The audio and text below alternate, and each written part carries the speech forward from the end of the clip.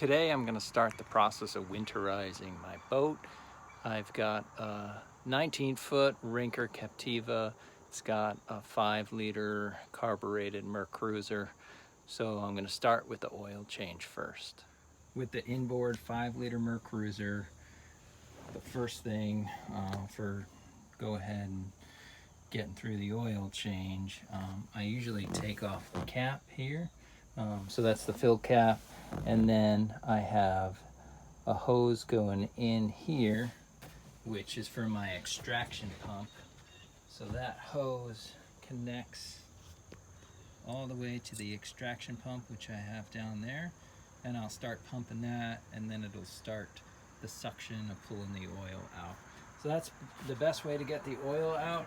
There's no room underneath in this boat to be able to put a pan under there and pull out the plug and then drain it. So the best way is to extract it with the extractor. I got the extractor pump from Harbor Freight. It was around $70 after a coupon for 20% off.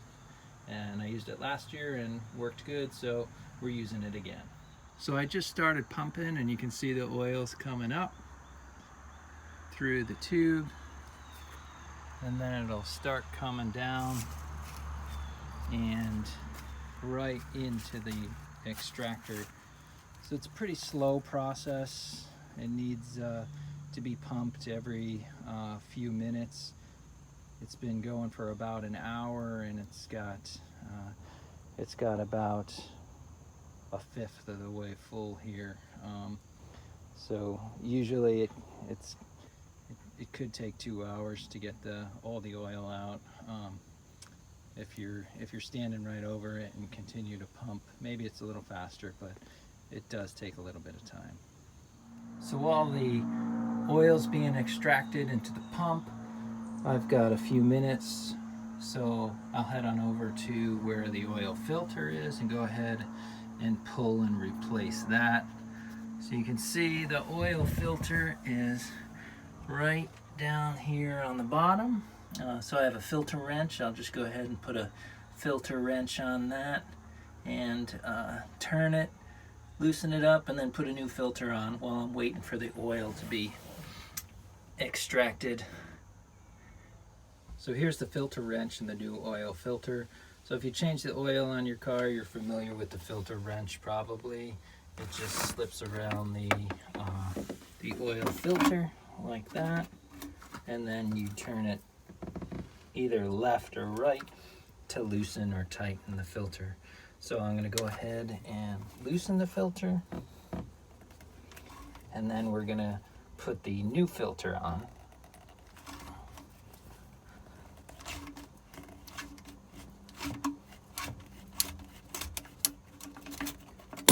Go. So you might need to put a rag down there. As you take that filter out, it should have oil in it. Just be careful pulling it out of this area, that you don't tilt it left or right and end up dumping a bunch of oil in the bottom of the well here. So as I'm unscrewing it, you can see there's quite a bit of oil that is trying to leak down and around it. So I just put a rag under it to try to catch that so I don't make a mess in the bottom of the boat.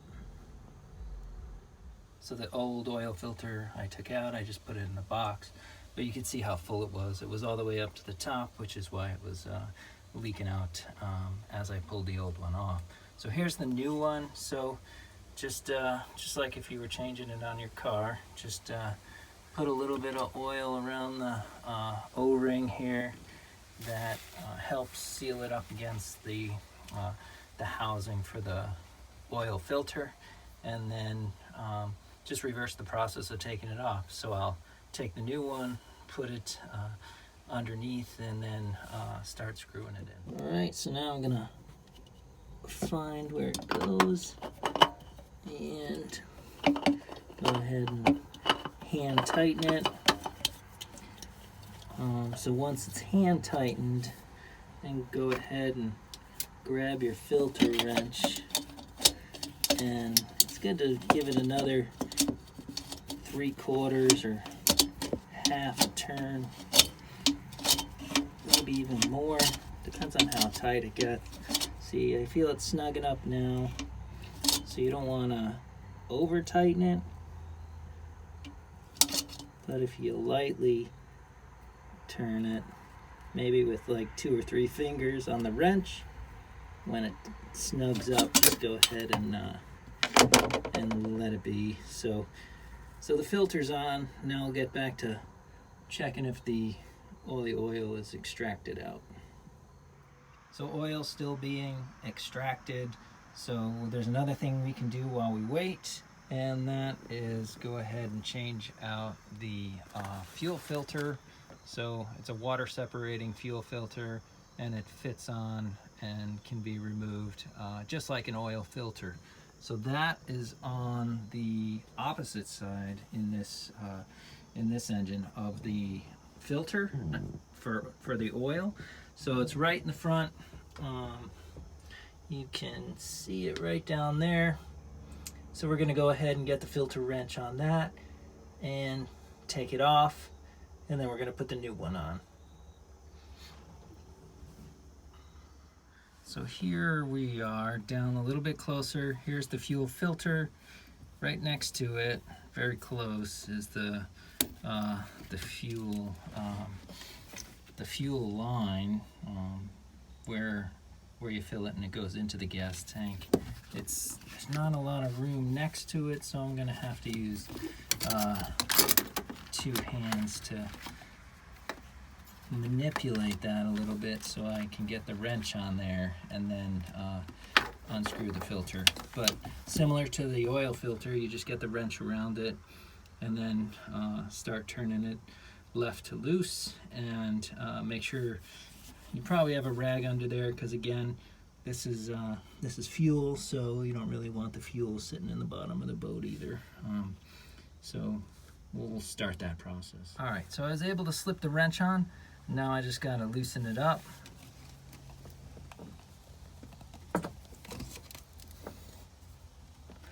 So it just goes slow from the top. Now it's loose. So I'm gonna go ahead and get a rag and put it under there, and then try to pull it out of there. Last time I remember, it wasn't easy because there's not really a good place to go around all this stuff once it does come off. So definitely need a rag or a towel under there because it's gonna spill. All right, so we got the rag under there. We're just gonna try to get the filter wrench out of the way.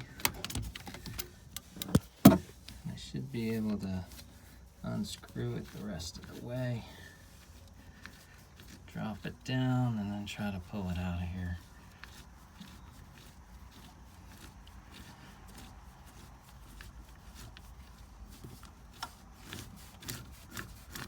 Oh, there we go. So it dropped down. You can see the fuel sitting in there. So this is the hard part now. So I'm definitely going to have to turn it a bit to get it past this fuel line and this motor mount here. So I'm going to need 2 hands to do that without making too much of a mess. All right, so there we go. It does fit. So we just pull it up and out. And now we got to grab our new one and put our new one in. So let me get the new one.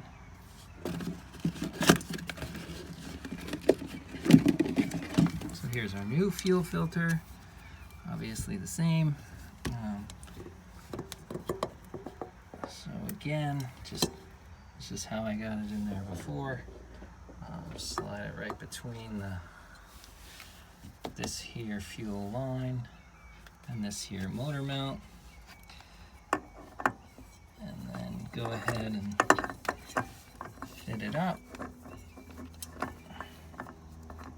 Get it on there, and then start screwing it on. So I hand tightened the fuel filter and I just got the wrench on there. So similar to the oil filter, and this is a little bit slow, but go ahead and crank it around until it feels tight, and then once it feels nice and tight, just give it a little bit more to make sure it's snug. That way you're not going to have any leaks. So we're all set here, and then we'll go back to seeing if all the oil is extracted. So it looks like we're getting close to finishing the extraction. As you can see, there's a lot of bubbles in there with the oil. So I'll just move this a little bit up and down and make sure I'm at the bottom. And then if this keeps going with the oil and air together, which you can see through the clear tube, then I know I'm pretty close to the bottom once the oil stops flowing, which will be good. And then we'll move on from oil extraction to filling it back up with fresh oil. So it looks like we came to the end here of getting all the oil out. It's been extracted. You can see the bubbles going by. So we're just about finished. You can see here we've got this is the 4 liter mark, which is just about the same as 4 quarts, so about 5 quarts, and that is what the engine holds. So I know we're pretty much at the end. So we'll take that out, we'll take the tube out, we'll put the dipstick back in, and then we'll start filling it up with new oil. So here's the new oil that's going to go in, 2540 weight, and we're going to need about 1.5 of these. So I have a manual for the Mercruiser, which tells me for my engine that I'm going to have 5.5 quarts with the filter being changed out. So we'll go ahead and fill it up with 5.5 quarts, and then we should be good to go. All right, so now I'll start getting the oil, the new oil, poured in there. So this is almost 4 quarts in each one of these. So we'll get this one finished up, and then we'll put about half of the other one in, and then we'll check the oil level. So again, it does say 5.5 quarts are what's required to fill this. So we'll double check that with the dipstick. So I just checked the level after filling it, and dipstick reads that we are full. So we'll go ahead and take the funnel out, and then we'll just put the cap back on.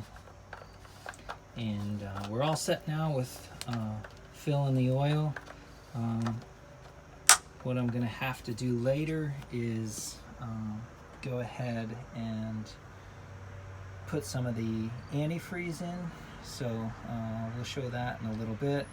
But when you put the antifreeze in, the system I have, you have to start up the engine. So once I start up the engine, some of the oil we just put in will now fill up the new filter. So before we put this away for good, we'll just do one more check on the oil after it gets sucked into the filter and make sure we're still at a good level. So now that the oil is changed and the fuel filter is changed, the next thing to do is change the oil in the stern drive. So I'm going to run it for a while. That way it'll make sure the oil isn't too thick. It'll warm it up a bit, and then it'll be easier to drain. So to run it, I think everybody who has a boat probably has one of these right up here.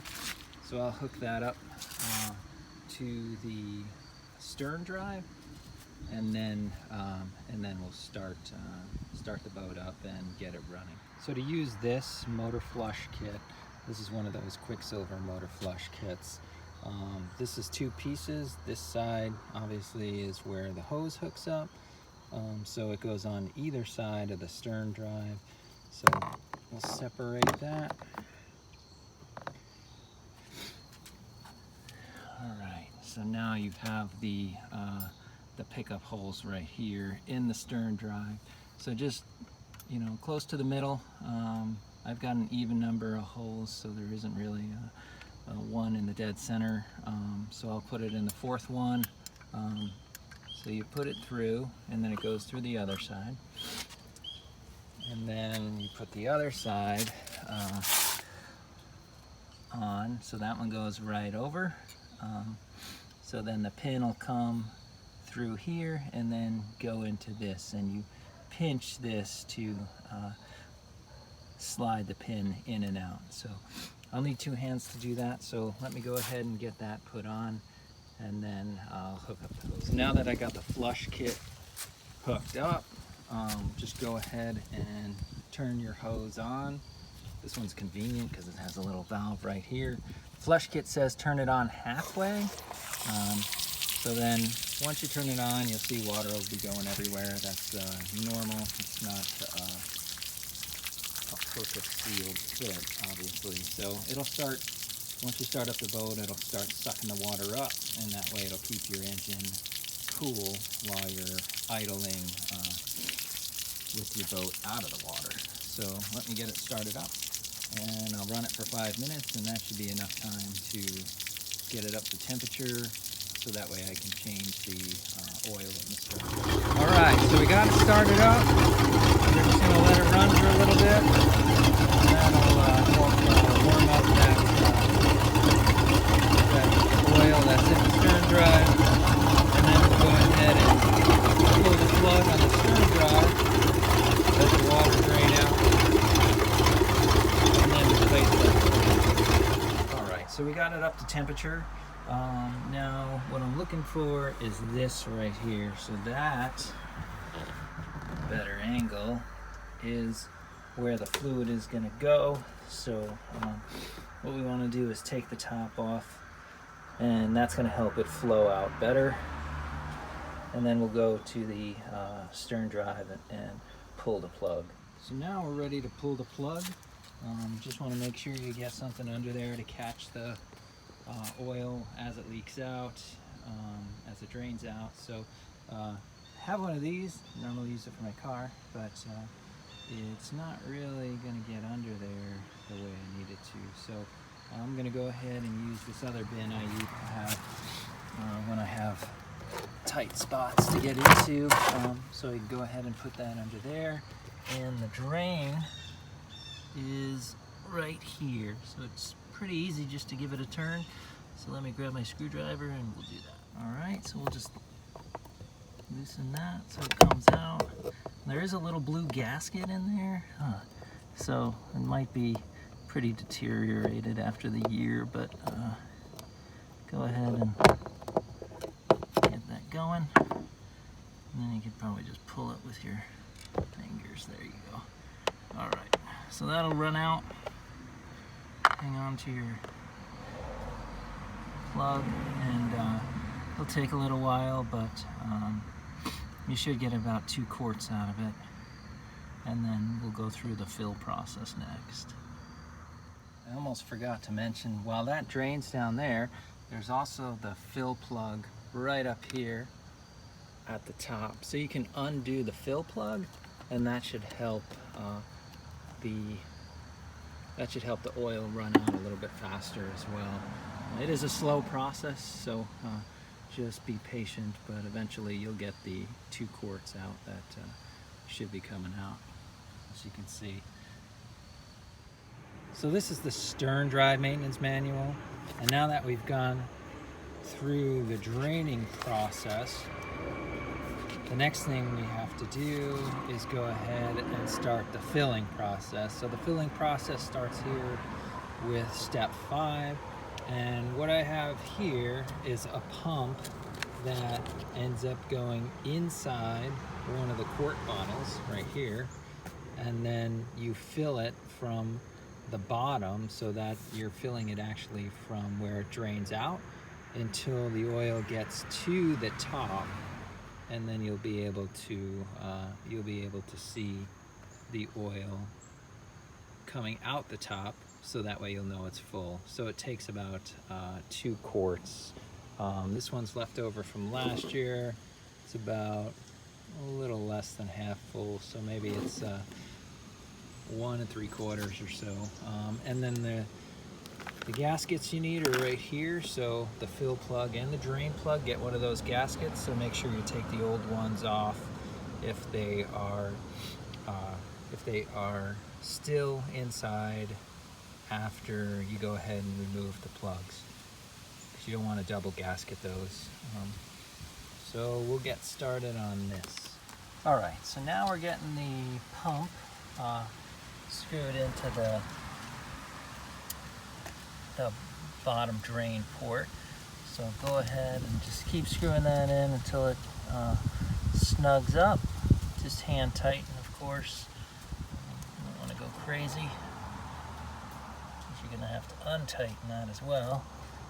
All right, and then the other side, the pump side here, is just going to go into your bottle, and then you'll screw that down. So then it's just as easy as start pumping this, and then you'll see the fluid start going in.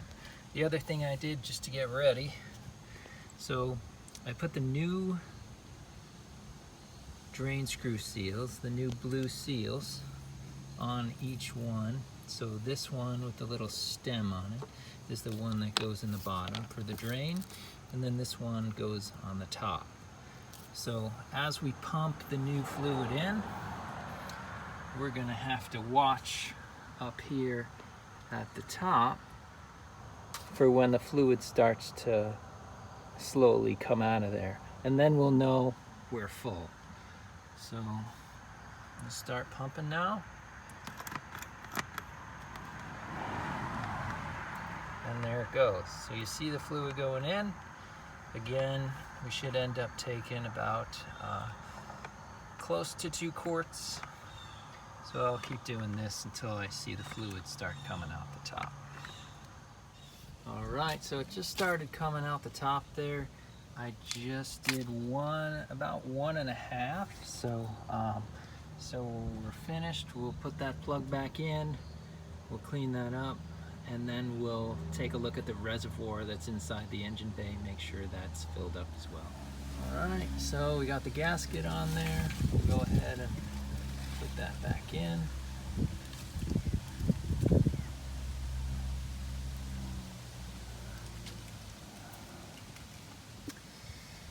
And then we'll tighten it down. Of course, don't over tighten it. I mean, now it's tight, and then you just go maybe another 1/8, 1/16 of a turn, something a little bit, just to get some pressure on that gasket.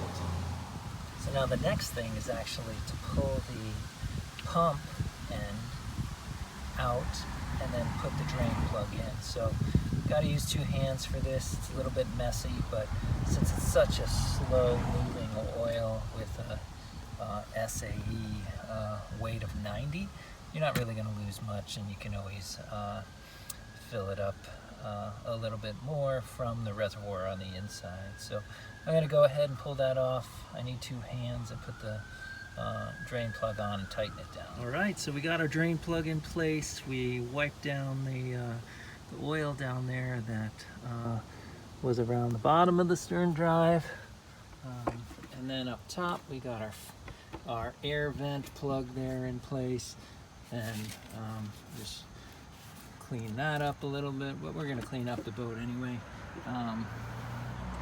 but keep any drips from getting anywhere on the driveway.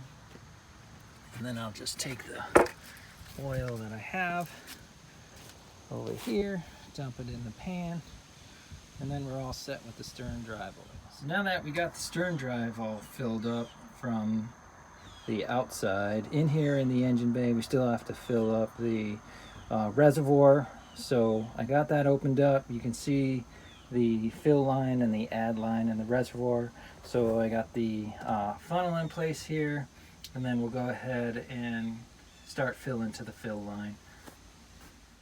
So now we got the stern drive all filled up, the reservoir filled up to the fill line. It's a good time to check the oil again too, now that we got the stern drive filled up.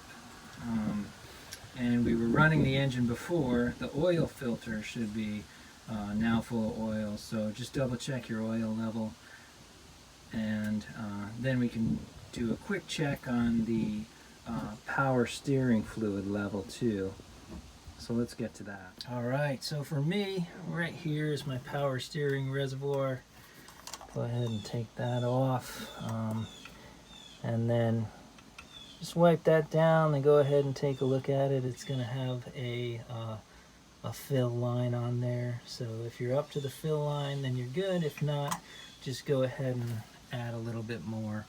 Here's a quick look at what the power steering dipstick says. So it says full hot should be up to the line right below that T there. So if we check that, because we were just running, we were at temperature. Let's take a look at where we are. So it looks like we are good. We're over the T. We're actually up to the H. So I'm not going to put any more power steering fluid in there. That's full. All right. So the next thing we're going to do is start getting ready to prep for getting the antifreeze going through the engine and fogging the engine. So one of the first things you got to do is go ahead and take off your cover. And again, this is the carborated engine, 5-liter Mercruiser Thunderbolt. So once you go ahead and get that nut off, this cover comes off, and this here just goes right over the flame arrestor, so that comes off as well, and then you can just lift the flame arrestor straight up. So now you're staring down into the carburetor. So you just gotta go ahead and keep that off, because while we're getting ready to run the antifreeze into the system, we're also going to be spraying fogging oil down into the carburetor.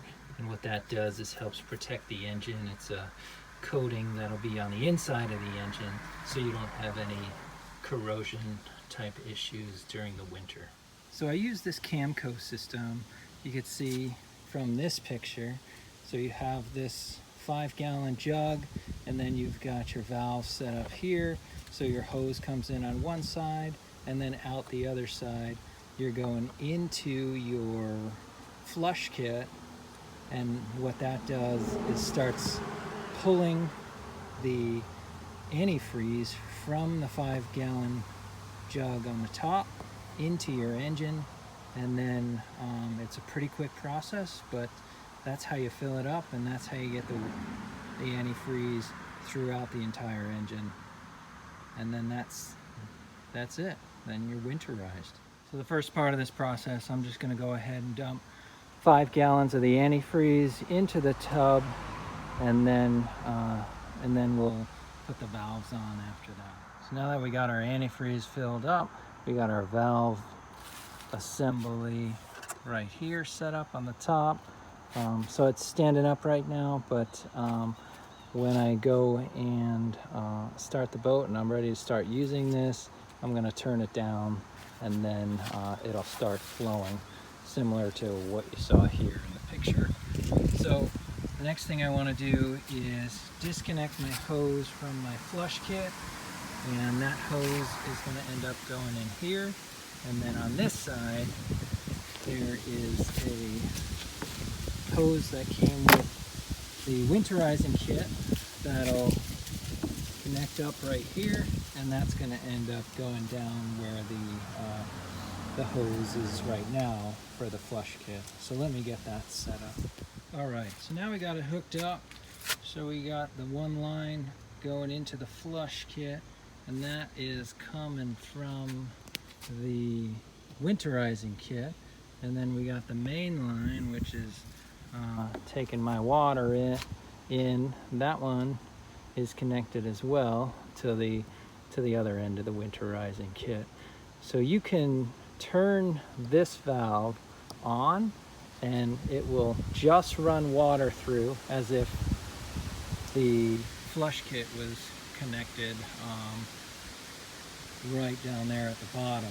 So the way it is right now, this valve here is closed, and once I tilt it down towards me and push that to the open position, that's when you're going to start getting your antifreeze to flow.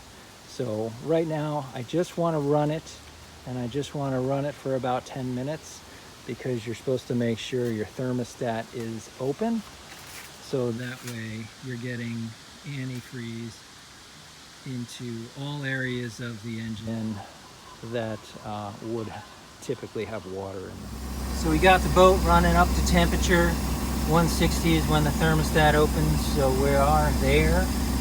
What I'm going to do before we go ahead and put the antifreeze in is go ahead and seal up the engine. So I've got this fogging oil. So what you do is you go ahead and spray the fogging oil inside the carburetor. And do that for 15 to 20 seconds. Once that's taken care of,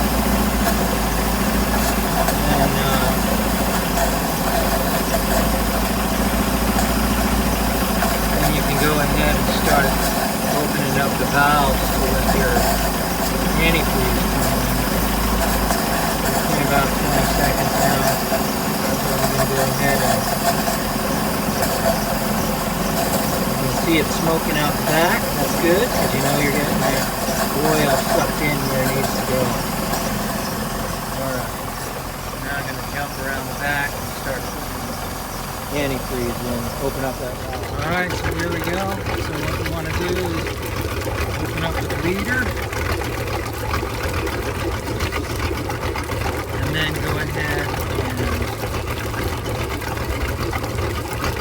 shut off your water and turn on your valve. So now the purple antifreeze is running through, and you'll see it start to go down here.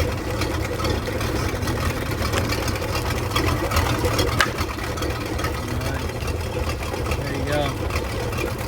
So this is a pretty quick process. It won't take too long for that to go all the way down to where it needs to be. One thing you'll have to do when you get down to about an inch or two left in the bottom is just to jump back up in the boat and turn it off. Because you won't have anything going in anymore.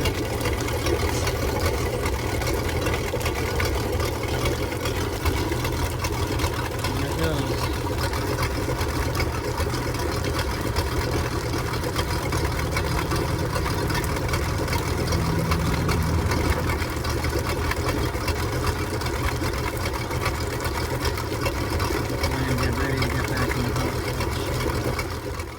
Now that I got all the antifreeze taken care of, the next thing I have to do is still clean the spark arrestor. So we took that off a while ago. So we're going to go ahead and take Carb and choke cleaner. There's a little left from last year, and then my new can.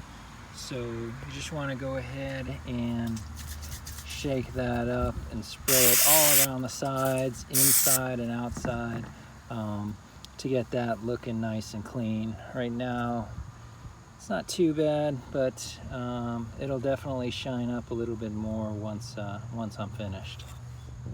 So with the spark arrestor cleaned up, we're just going to go ahead and put that back on.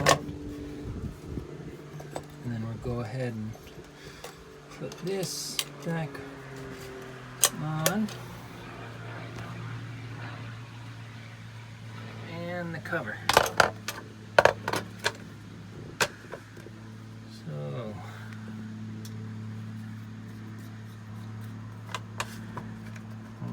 Just tighten that down a little bit with a wrench. And then I think we can move on to where we need to lubricate some of the joints with grease. So let me get there. So now I got this little oil can and it's got 30 weight oil in it.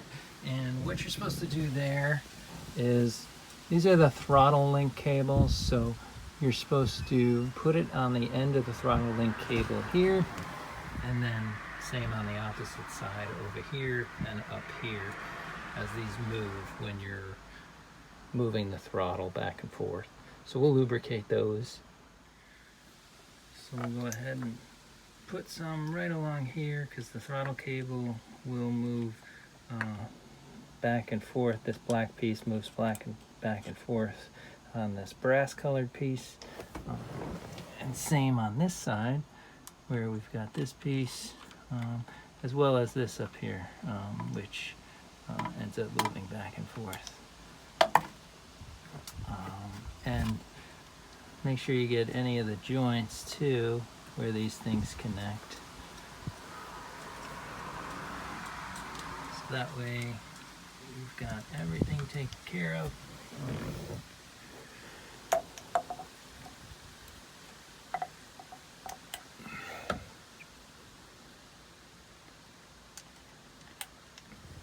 And now we'll get out the grease gun and show you where the grease fittings are.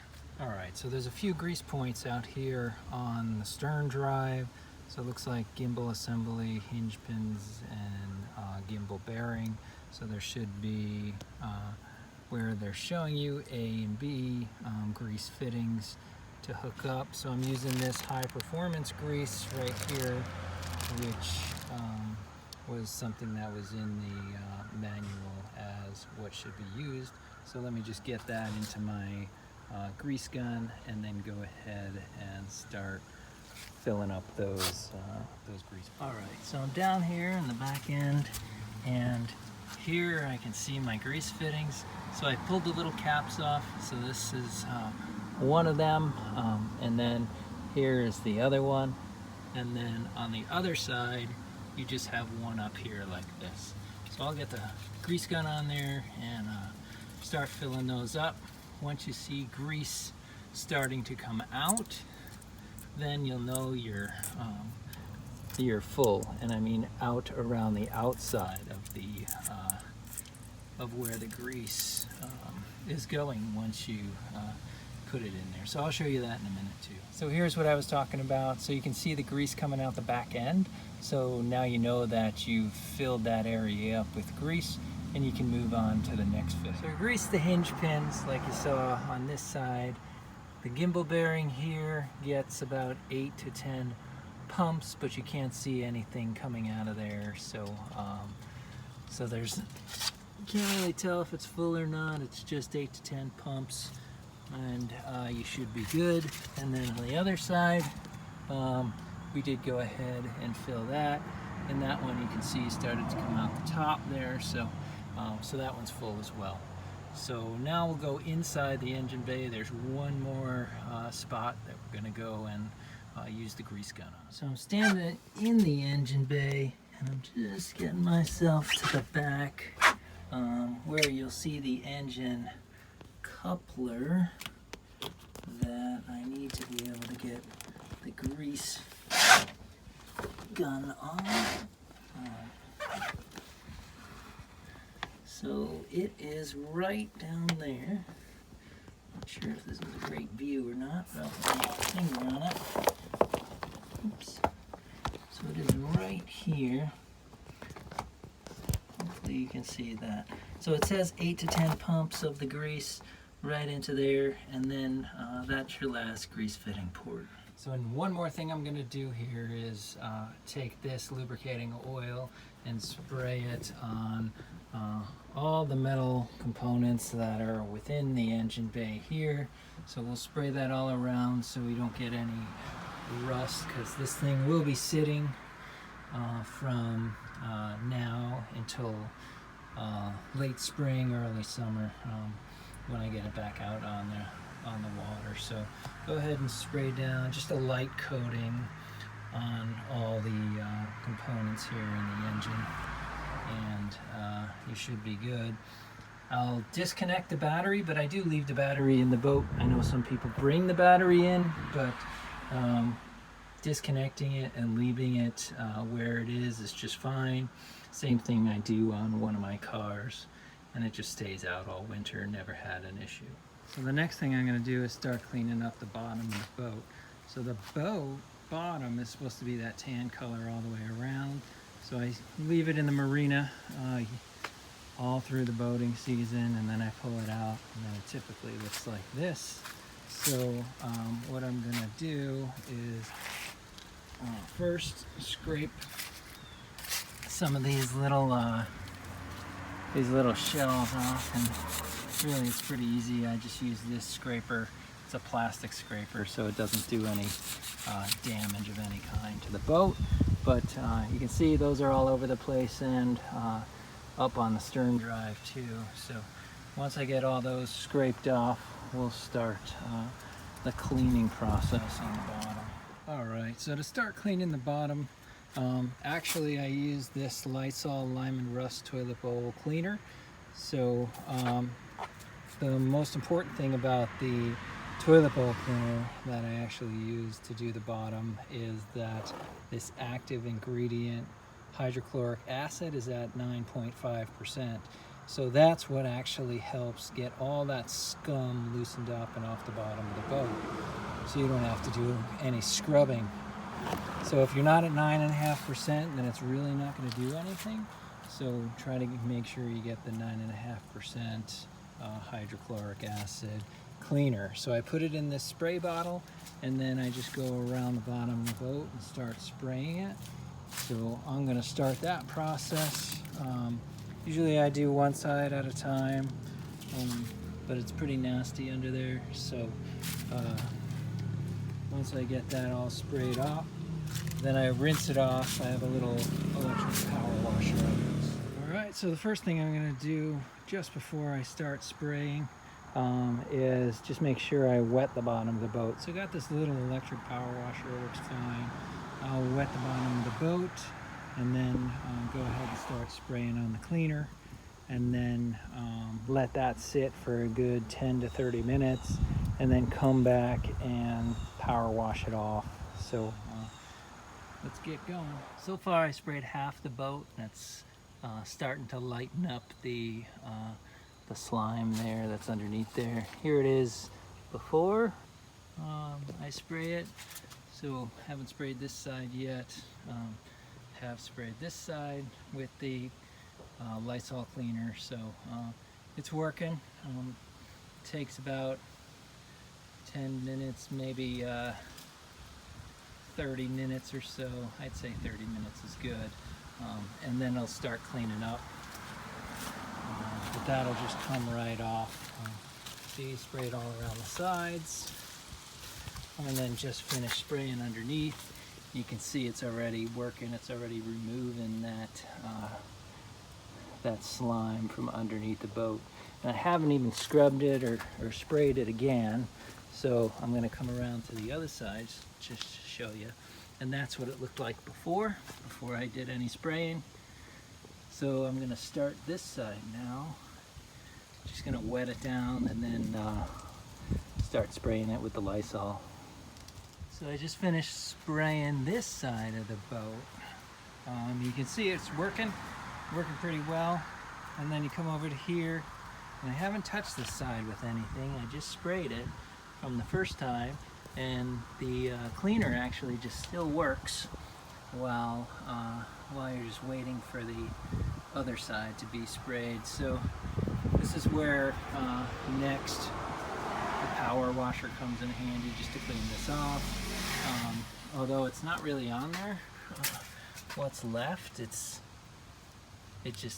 pretty easy to get off. You don't even have to use a power washer. You can probably use a hose and maybe a brush in a couple spots, but that's it.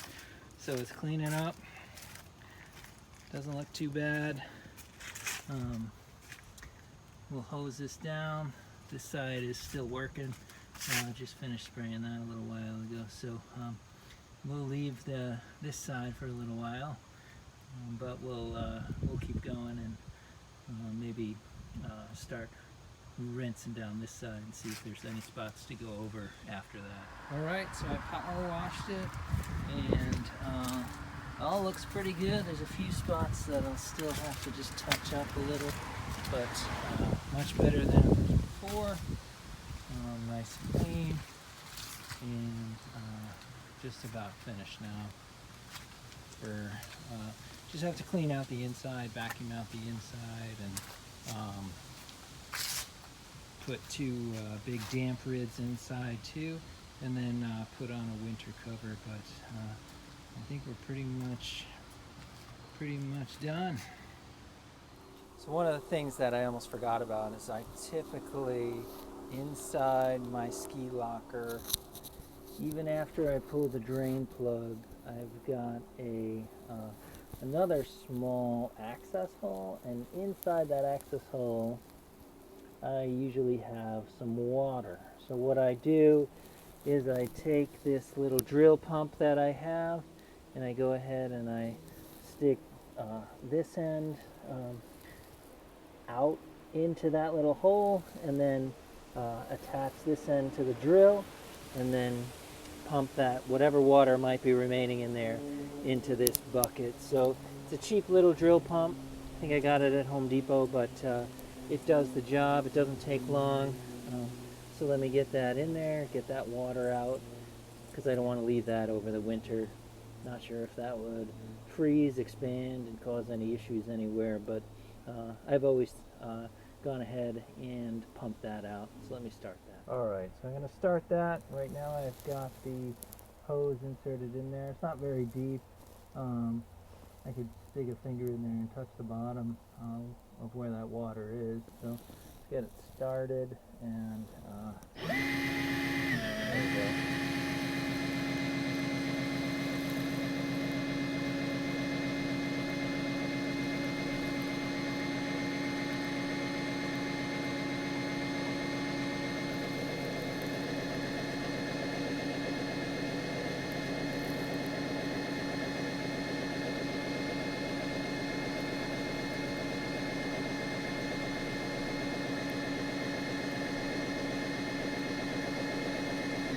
So I'll just keep going on this until all that water's pumped out of there and I can't see any in the bottom anymore. And then we're almost done. So I pumped out about a third of this 5-gallon bucket from the water that was underneath the ski locker there.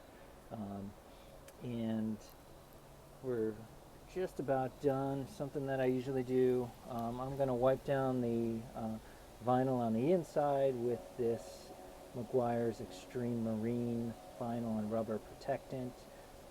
It's got some good reviews. I've never used it, but I'm just going to give it a shot. So clean up the vinyl in here, and then I'm going to put the cover on. So I have a winter cover that just is going to go over this cover. I'm going to go ahead and put the mini top down, and then I'm going to support the trailer so I'm not on the tires for the next 6 months while I'm not using the truck. So I'll put some jack stands underneath the axles, and then I should be good to go. That should be the end. So let me get to that, and then we'll be finishing up. So another thing I was talking about doing was to relieve some of the pressure on the tires during the winter. So I have these jack stands.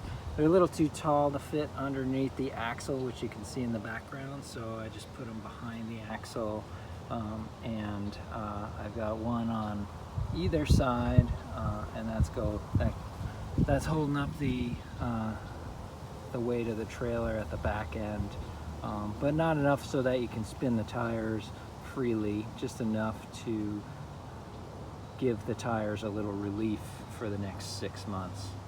And at the front end did something similar. Got that little cinder block that's right underneath the tongue, and that just is taking some of the pressure off of the tongue jack right here. The tongue jack is on the ground, but it's not holding all the weight. It's just holding a small amount of the weight. So we'll leave that for the winter as well. So I wiped down the vinyl I vacuumed the inside.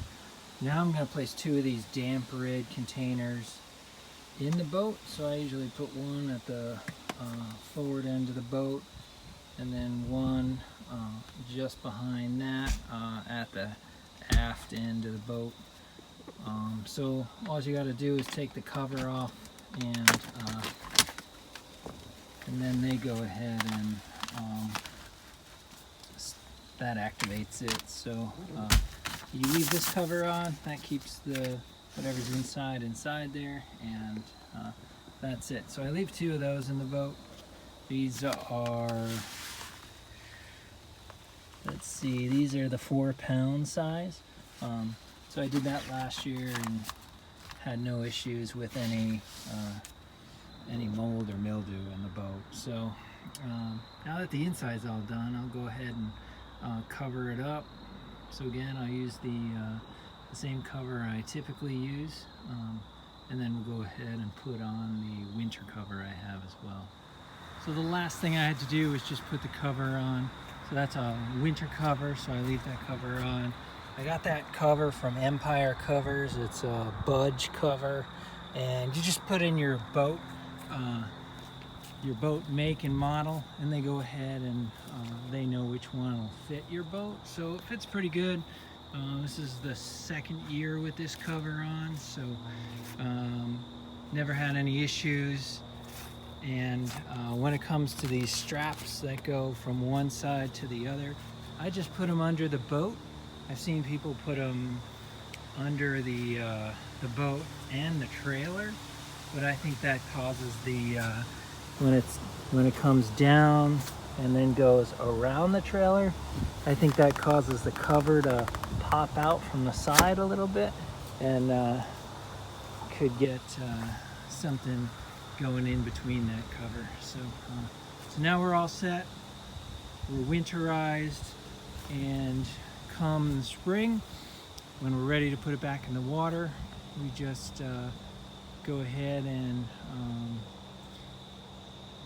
and trailer her to the lake, drop her in, start her up, and she'll be good to go because everything's been done. So that's it. That's how I winterize my boat.